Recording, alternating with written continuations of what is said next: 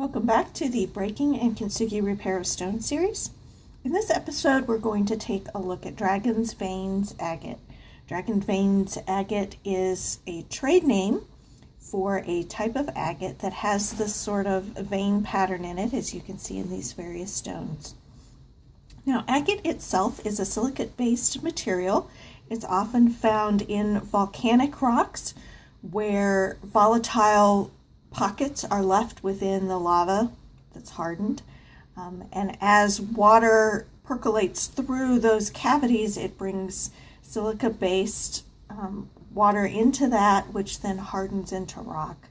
And it does it in layers, and so you get a layered form of a silicate rock. It's often chalcedony, sometimes with some microcrystalline silicate in it.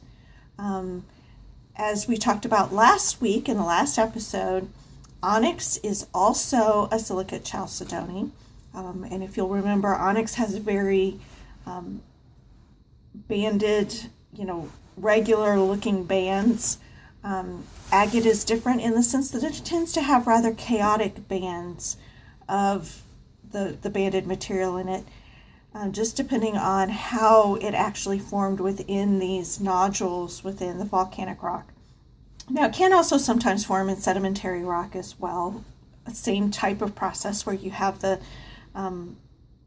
liquid coming in and the silicate forming in the layers, but it's most often found in volcanic rock. So the specific kind we're looking at this week, the Dragon's Vein Agate, as you can see here, you've got, what looks like dragon scales or, the veins in the stone. This is actually formed in agate that is heated very hot and then quenched. And so it actually fractures. And so what you're seeing here are fractures within the agate, within the stone. And it is then subsequently dyed. And as you can see, it dyes differently in those areas of cracked as it does in the main stone. And so that's how you get what's called this Dragon's Vein Agate look. Now, as we break this, you'll see silicate or agates are somewhat similar to onyx in the sense that we're going to get very sharp, small fragments.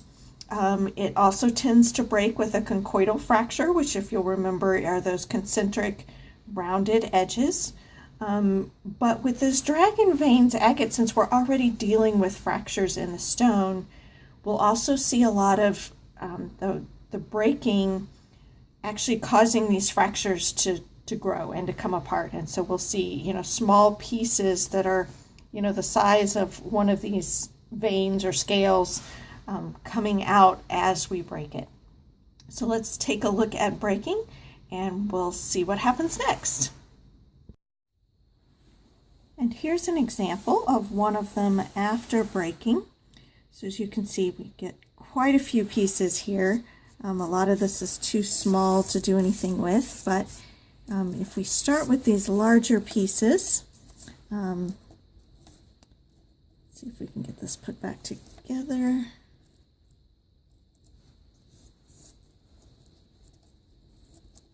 So it goes something like that, and then this one fills in down here underneath.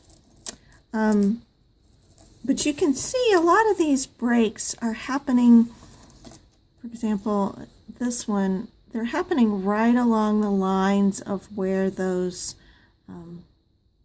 dragon veins or dragon scale lines or whatever, but it's happening right along the fractures that were already happening in the stone.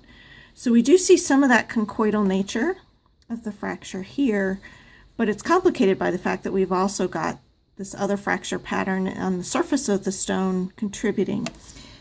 So in addition, if you look at a lot of these smaller parts, you'll see they're actually bits of those dragon scales or dragon veins, whatever you want to call them. But they're those fractured pieces from the surface that have actually broken off in the breaking process to give us these little bitty pieces to work with. So that's one of the challenges with this Dragon's Vein Agate. Sometimes it does break really nice, a nice clean line that's easy to put together.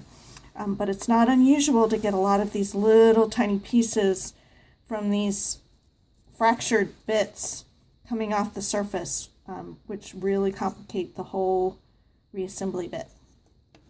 So let's get this put back together and see what we get. So this, after repair, is what I came out with for this particular one. You can see where the dragon scales or dragon vein whole piece came out in such a way that it couldn't be put back in. That's where you get these large areas of repair.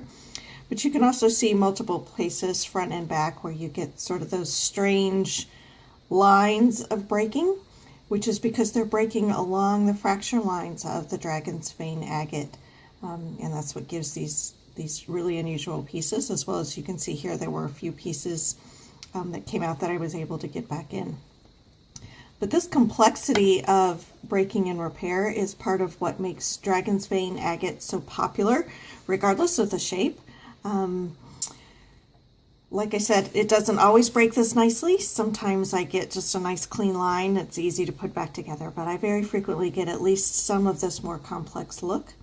You can find this particular item as well as other Kintsugi repaired dragon's vein agate items at akintsugilife.com. Thanks so much for watching.